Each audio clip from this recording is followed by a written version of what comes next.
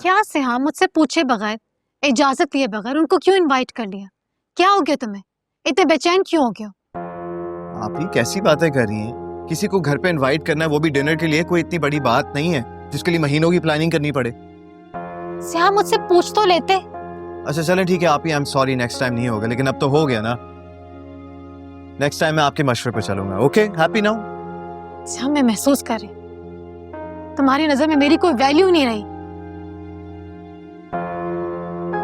मेरे पहले वाले भाई नहीं रहे।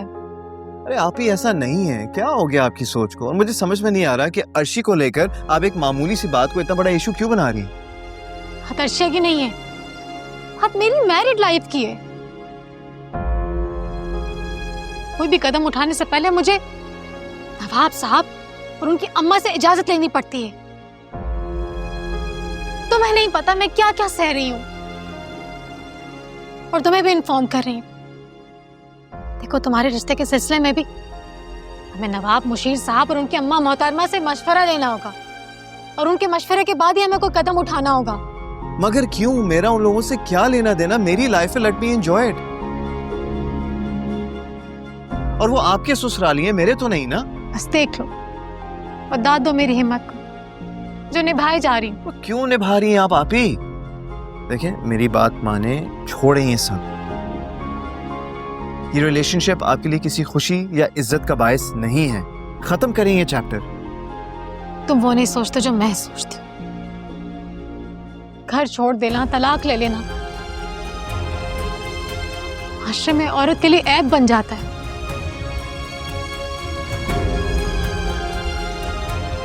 और सिर्फ मुशीर की फैमिली नहीं, हमारी फैमिली के लोग तरह तरह के सवाल करेंगे। परसों से तो इज्जत बनाई भी है ना, सब मट्टी हो जाएगी। बहुत कुछ सोचना पड़ता है। शायद मैं इस सब की आदी हो गई हूँ। आप उन लोगों की परवाह करना छोड़ दें। मैं हूं ना आपका भाई, मैं सबको फेस कर लूंगा, प्रॉब्लम नहीं होनी चाहिए आपको। बस आप सब छोड़कर लौट आए वापस। बहुत जुल्म सहा है मैंने, इतनी आसानी से नहीं लौटूंगी। अब तो मेरी एक ही ख्वाहिश है, उनके बराबर खड़ी हो जाऊं। मुझे ऐसी पावर मिल जाए कि उनके हर हुक्म पर इनकार कर सकूं, हर बात का जवाब दूं उनको मुंह पर। उनके साथ वो करने की पोजीशन में आ जाऊं जो वो लोग मेरे साथ करते आए।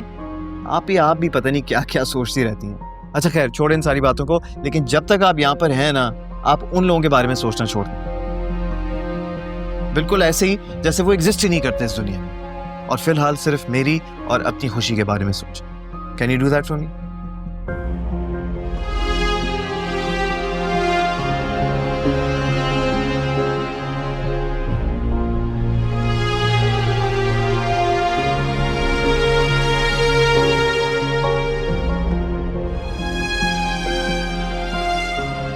सॉरी मेरे भाई, मैं अर्शिया को तुम्हारी लाइफ में कभी शामिल होने नहीं दूंगी।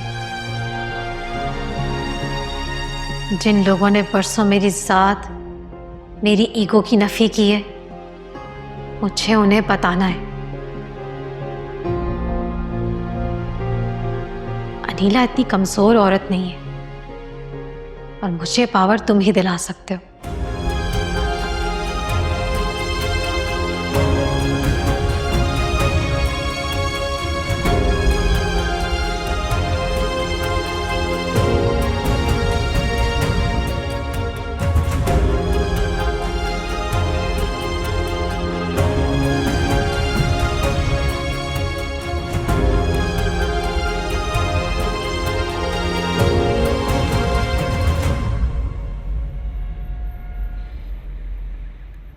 खुशकिस्मत हो लड़के, मुआवजा हो गया।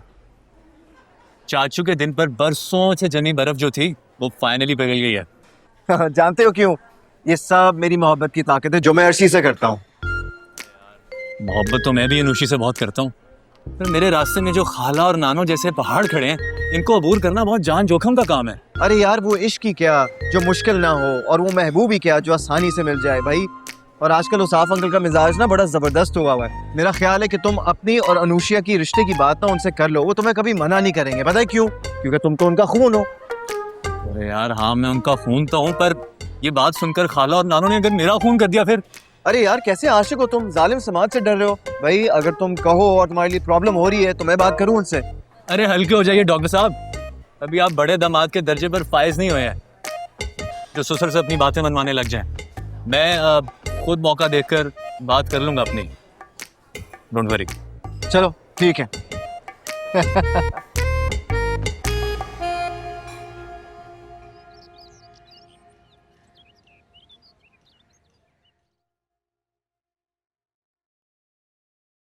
अस्सलाम वालेकुम चाचू।